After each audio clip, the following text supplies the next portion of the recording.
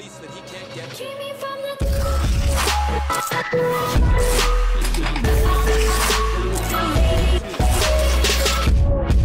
Yo, what is going on, guys? Today we're going to be talking more about NHL 18. Just playing a little bit of NHL 17 here in the background. A little rare commodity, playing goalie. I don't know what got into me there. Today, though, we're going to be going over what, personally, my opinions and my thoughts on it, the good and the bad about the new features of NHL 18. Now, if you guys seen the trailer last night, it kind of left you like, what changed, right? Well, the thing with the trailers, that's pretty much how gameplay trailers are, I've come to realize, is they look really nice, doesn't mean anything. You can't tell if a game's great just by a gameplay trailer, in my opinion. But we did learn a couple things, obviously the dekes, and we learned the 3-on-3. But there was more behind the trailer. Not only did they release the trailer last night, but what we want to talk about is the new features they did talk about too, that they have an article on their site about. I'll put it in the link description down below if you guys haven't seen it yet. It really touches on a few different things. The features as in gameplay, the new 3v3 arcade mode type thing that's called threes, and then a whole bunch of multiplayer aspect type stuff, plus the expansion draft. So there's 4 things I can't count, alright? First thing we're going to talk about here is the new gameplay stuff. I'm sure a lot of you guys already know a lot about the gameplay stuff, so we're not going to go too deep into it. You know, there's new deking, there's new toe drags, the backhanded toe drags are back, the one-handed dekes. The shooting between the legs is going to be a thing this year for now. We're going to see how that goes throughout the season. That could be interesting. It'll be sick, but is it going to work right? We're going to find out. I'd love to hope it does. We'll see what happens there. The defensive skill stick, I do like what they're doing with this as well, where it's the way it's saying, at least, you're going to be able to hold in your poke check pretty much, which is real nice, because if you think in the NHL, a guy actually does extend that stick for an extended period of time, and it makes it really hard to do that in NHL because you can only poke it and it pokes right back in. But the way it sounds now, you're going to be able to hold that in for an extended period of time, and then obviously you don't have to hold it in. You can just poke check and release the poke check too. So it makes you play a little bit better defensively. You're supposed to have more control of your stick when you're holding it down on the ice and whatnot. So we'll see how that goes. Definitely do like seeing a new added skill stick stuff in gameplay. And because this is more of just a new features thing, they didn't really go in depth anything about, you know, fixing some of the current problems they may have with gameplay. I know some people probably can come up with a whole list of things. I can't even come up with any on the top of my head right now for some reason. But stuff like cheese goals, glitch goals, people are always going to find it. Well, glitch goals, they can be prevented, I think. But the cheese goals, people are always going to find some sort of cheese in every game. So I'm not too worried about that. I expect it. I think the feature that I'm most excited about, though, is the authentic 3-on-3 arcade mode thing known as threes, but it is in EASHL, which means you're going to get to play with your friends, which makes it even nicer. It's not a 3-on-3 mode where it's just computers, you versus the computers. It's actually where you can get you and 2 other buddies and play some authentic 3-on-3 EASHL, so I'm really looking forward to that. That's going to be real nice. One of the cool things, too, about it, too, is there is supposed to be a quote-unquote campaign mode where you can play single player, but you don't have to have, obviously, Xbox Live and PSN to play this 3v3 mode. It'd be interesting to see how it actually does work, but they talk about how you're going to play different teams and leagues in a circuit style kind of thing where you do unlock rewards and other stuff along the way. So it'll be interesting to see more about that. One of the neat things, though, I don't know how many people noticed this one, and I'm very, very curious to see how this ends up, is that they're saying, I don't know if this is online and offline or if it's just a campaign, but I'd like to think it's part of the game mode period, but there is no offsides and no icing, which means you can pretty much do anything you want. And one guy can always be sitting down there on the other side of the ice chilling by the goalie waiting for that one-timer or long-range pass. Hey, I'm not complaining though. It makes it a lot more interesting to see how things go. Definitely has a lot more strategy to it too because it's threes like that and there is no icing and offsides. And another thing is every single penalty sends you straight to center ice for a penalty shot. Another pretty sick looking feature because obviously you can't go any lower than 3-on-3. So that's pretty sweet there. Second you take a penalty, onto the penalty shot goes the other team, which is great news if you do not take a lot of penalties. If you take a lot of penalties, you might be a little bit concerned there. I am curious though about one thing, and that is just I don't see anything about a goalie in these 3v3 modes. One of the part of the articles said how it can be you and 2 others teaming up, or you and one here and whatnot. That makes you think 3 users only. So I'm definitely interested to see if it's a computer goalie, because I don't know. I've always been a human goalie kind of guy, but I know a lot of people are used to those computer goalies. It'd definitely be something we're gonna have to find out and see, I guess, the more we hear about it. But one of the things I really do like about this 3-on-3 mode is you essentially get to set the rules, and the way they're saying is you flip a coin, so they're just randomly picking whoever sets the rules gets those rules. You know, if you have to win by 2, you have to win by 3 goals, whatever. You can make the rules however you want. So that's gonna be interesting too. I like the flexibility, because it's more, they're putting it more than just a 3-on-3 mode and say, here, go play hockey. They're actually putting some depth into this mode where I think it could be somewhat successful, especially for the fact that you can play with other people as well, where you can play, the way it's saying you can play with multiple people on a single player campaign as well. So that's going to be pretty neat to see right there. And that brings up another part of this multiplayer. They're saying there's co-op play in offline modes. This is where some good and bad news comes from. First of all, there's some good news. Well, it depends how you look at it. I guess it could be bad news too if you're really into HUT.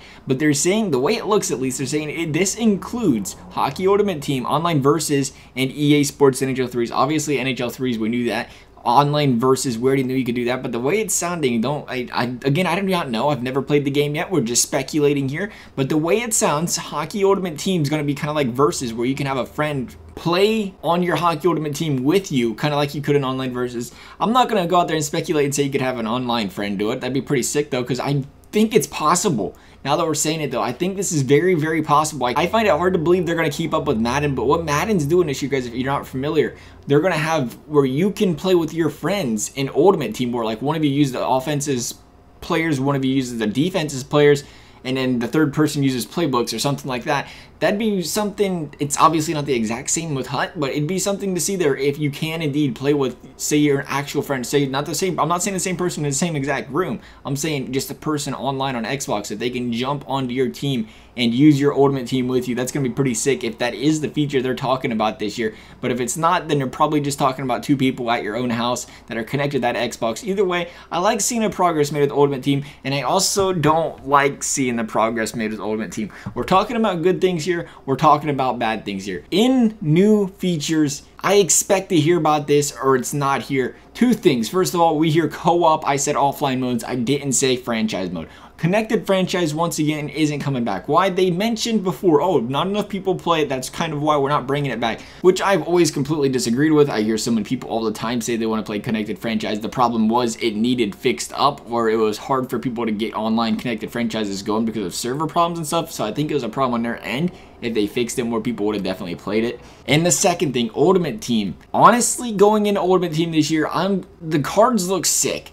I don't know if you've seen the cards yet, if they're all like that, them rookie cards. But as far as Ultimate Team's concerned, I'm considering it a big L. Even with new card designs and stuff, and it looks like we didn't have mugshots in them rookie cards. Hopefully we don't have mugshots on anything, because them rookie cards were looking nice without them mugshots. I tell you guys, I'm satisfied with any HUT card that doesn't feature a mugshot. Give us an action shot, give us something to look at in them cards, please and thank you. That's all I ask for in every HUT card, and I won't complain as much about them, I promise. Can't promise you I'd stop complaining, because apparently I complain in every video. I probably do, it doesn't surprise me. They don't have solo challenges, and that bothers me. At least I would think they don't have solo challenges, because that's a pretty big deal. If they added solo challenges, a completely different dynamic single player mode to HUT, I feel like that would definitely be part of the features list, and I think that's got to be added to HUT. You don't add that to HUT, congratulations. You can play with more people in HUT, that's great. I like the idea there, but you're still taking away everybody that doesn't have a lot of money or doesn't have the time to grind the market and make coins as chance to play and have a good team. Solo challenges are in every single Ultimate Team now, except for NHL. It's pretty much not excusable. You gotta give people solo challenges or missions or anything. There's nothing. There's no reward for getting X amount of goals, winning X amount of games, saving X amount of pucks. I mean, obviously you get the division title bonus for winning games, but you get what I'm coming at here. There's no milestone achievements where you get a free pack or free coins. It doesn't even have to be a lot. The fact that you actually get something for accomplishing a mission, if it's 500 coins or 1,000 coins every so often, it helps those people that, like I said, don't want to spend $500 on a $60 game. That's definitely going to be my biggest problem with this new NHL 18, is I really think that's got to be added to Ultimate Team. Ultimate Team, they know it's their biggest seller. That's why they promote it so much. You gotta give people more ways to play Ultimate Team. Let's run back to this multiplayer part though. I don't think we touched on it. The way it looks, and I really like this, is you can have multiple people on one Xbox play EASHL together. That is the way they're making it sound.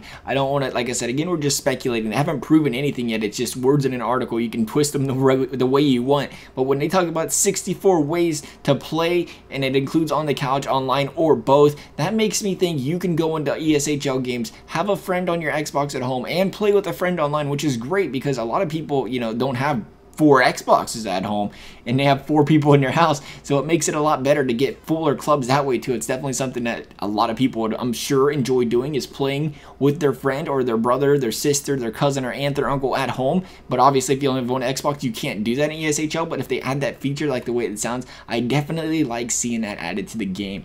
And then finally, they talk a lot about the expansion draft mode, where you can now draft your 32nd team and, you know, put them in the league and everything else. The thing about this expansion draft thing, I think it sounds neat and all, but I think it's one of those fad type things that it sounds so great, everybody likes it, kind of like the World Cup of Hockey mode. It sounds cool. How many people are going to do it more than 1 time, 2 times? Maybe. It depends how they run it, I guess. It depends how in depth it really is. It could be something really interesting, but at the same time, it could be something like, oh, I just wanted to draft a team, I'm done with this, because obviously you're only going to have so many options in an expansion draft to choose from. To how much does that really excite somebody? It'll be interesting to see. I'm really up in the air on it. I like the addition, I like the effort, but I don't know how long that's going to keep people intrigued. I think the more modes you add that have more of a dynamic type atmosphere, like the 3-on-3 stuff that keeps things changed up throughout the year, definitely keeps people interested in a mode longer. But they are saying you can protect your own player list, so at the same time, hey, it is all up to you who is protected and who isn't protected, so it does leave you a little bit of room. I don't know, we'll see how expansion mode goes. Oh yeah, and we're getting to create mascots this year. Hey, I actually kind of think that's kind of cool to be able to create mascots. I think we actually joked about it one time in a video. But my final and last problem, we talked good, we talked bad, and I probably lied to you when I said HUT was my biggest problem. The biggest real problem is we did not hear a new feature of an addition of some sort of Be a Pro, Live the Life, revamped story mode, which means it feels like once again they left Be a Pro in the back of the bus and they didn't care much about it. I think, why don't they care much about it? Because they know a lot of people don't play it, and they're like, well, a lot of people don't play it, let's not worry about it. A lot of people don't play it because it's not depth. There's not a lot of depth in the mode to keep people wanting to play it all the time. I know a lot of people enjoy it, but there's a lot of people that have so many problems with it that where if you add depth, people enjoy playing it more and you'll get a bigger audience for Be a Pro. So I really wish they put more effort in that. Maybe next year we'll see some sort of Live the Life thing. I mean, we're really just now seeing it in Madden this year, and we're always, for whatever reason, a couple years behind in Madden all the time. But if we get it, at least next year, at least they're putting a lot of effort into other parts of the game the way it looks. As much as I do want to see a Be a Pro and I want to see solo challenges, I think those were probably the 2 biggest things, in my opinion, to grow this game, was to get solo challenges and to revamp Be a Pro. They didn't do either one of them. They did give us new features. At least they're not giving us the exact same carbon copy of the game. It's still yet to be seen how the game actually plays, but they are trying to add some features, just not the ones I particularly want, but I still like the effort of them putting it into it. As always, guys, I'd like to know what you're thinking as well. I hope you enjoyed this video. Thanks for watching, and I'll see you next time.